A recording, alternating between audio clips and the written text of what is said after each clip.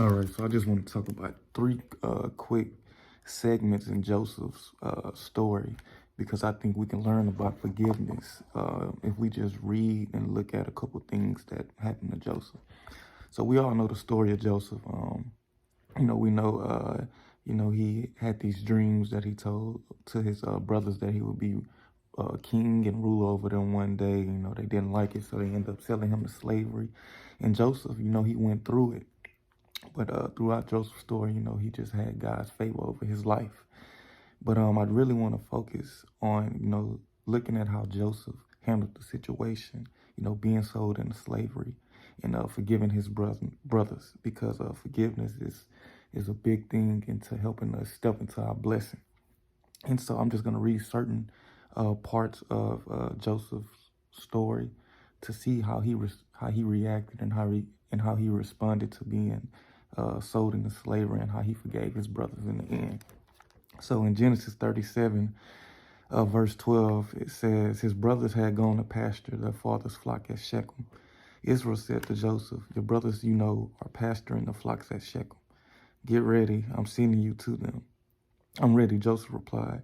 Then Israel said to him, go and see how your brothers and the flocks are doing, and bring word back to me. So he sent him from the Hebron Valley and went to Shechem. A man found him there, wandering in the field, and asked him, what are you looking for? He says, I'm looking for my brothers, Joseph said. Can you tell me where they are pasturing the flocks? They moved on from here, the man said. I heard them say, let's go to Dothan. So Joseph set out after his brothers and found them at Dothan.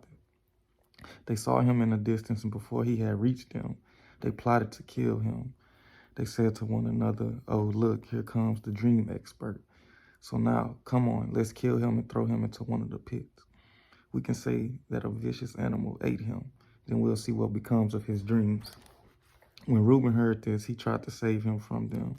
He said, let's not take his life.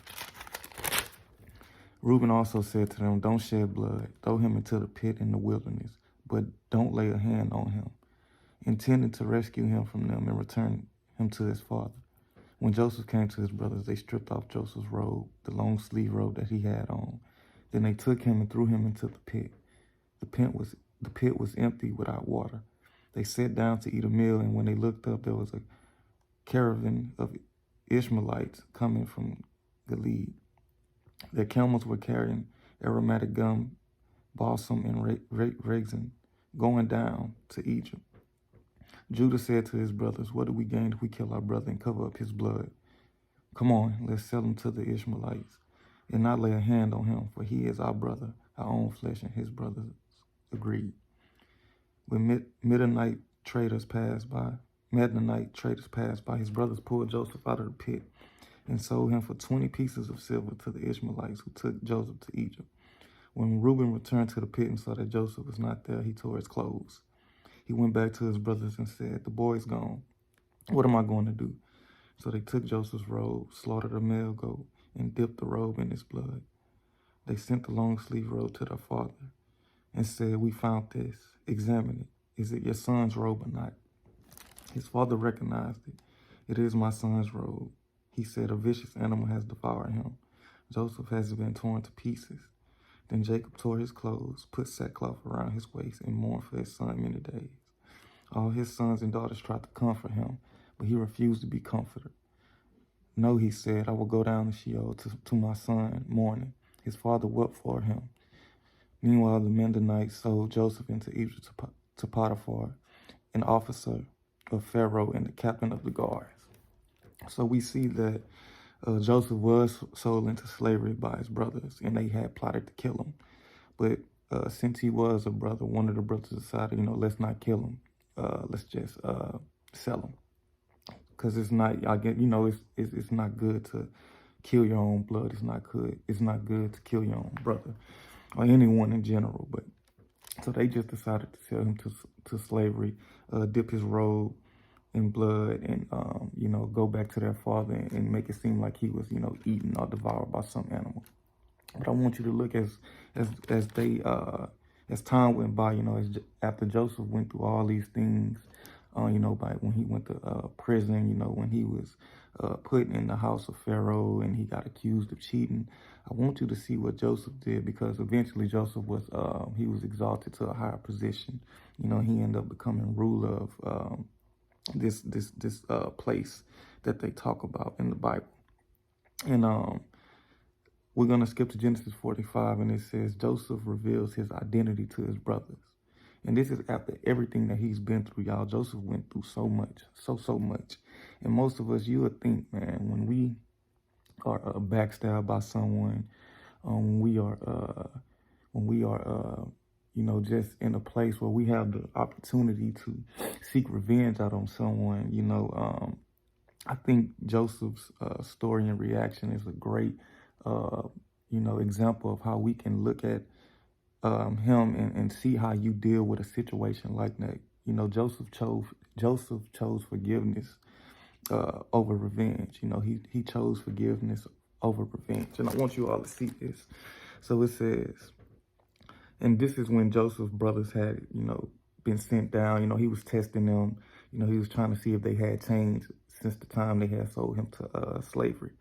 And so Joseph, it says Joseph could no longer keep his composure in front of all his attendants. So he called out, "Send everyone away from me."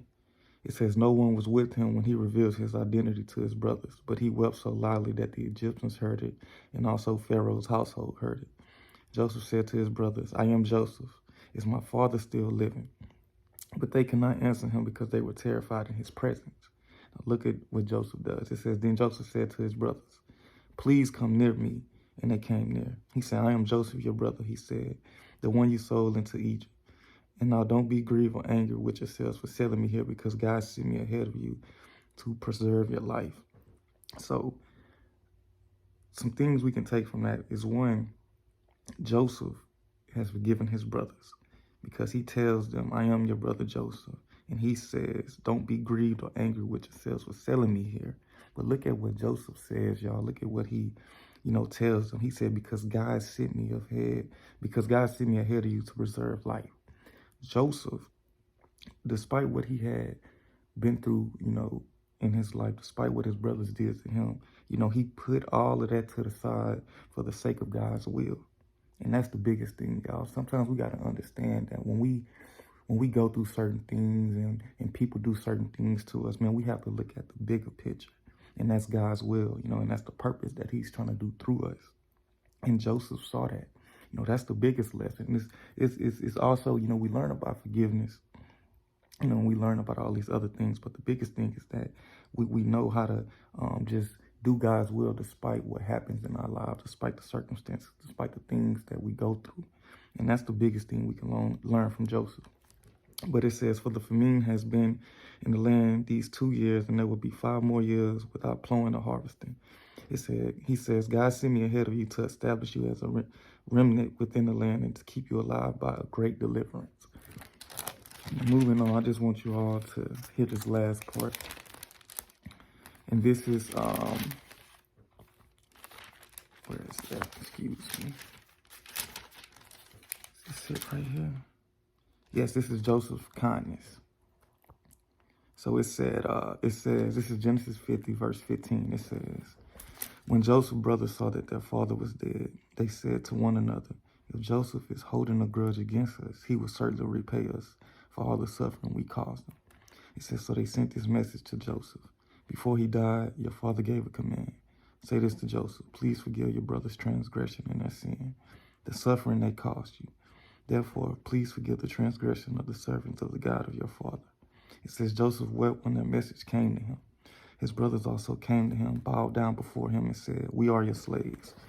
But look how Joseph reacts again, y'all. This is how we should forgive people. This is how we should love people. This is how we should, you know, act in our lives when we have tough things happen to us, when someone does something against us. You know, we need to forgive. You know, we shouldn't seek revenge. You know, we shouldn't have envy in our hearts and hate. It says, but Joseph said to them, "Don't be afraid. I am in the place of God." It says, "You planned evil against me. God planned it for good to bring about the present result, the survival of many people. Therefore, don't be afraid. I will take care of you and your children. And he comforted them and spoke kindly to them. Again, I'm going to say that again. He tells them, don't be afraid. I am in a place of God. You planned evil against me. But he says God planned it for good to bring about the present result, the survival of many people. Therefore, don't be afraid. I will take care of you and your children. And he comforted them and spoke kindly to them. So that is, the lesson that we can, the quick lesson, the quick lesson that we can learn from Joseph. How Joseph forgives, and how he understood, his purpose and and God's will for, his life. That was the biggest thing. Yes, Joseph forgave his brothers, but he forgave them because he knew God was doing something in the moment, and he was in line with what God was doing in his life, y'all. But just let that be the lesson for today about forgiveness and about understanding God's will, and when we go through tough times, man, just remember what God is trying to do in the present moment. And don't let those things dictate, the way you handle those situations, y'all. But I love y'all. See y'all.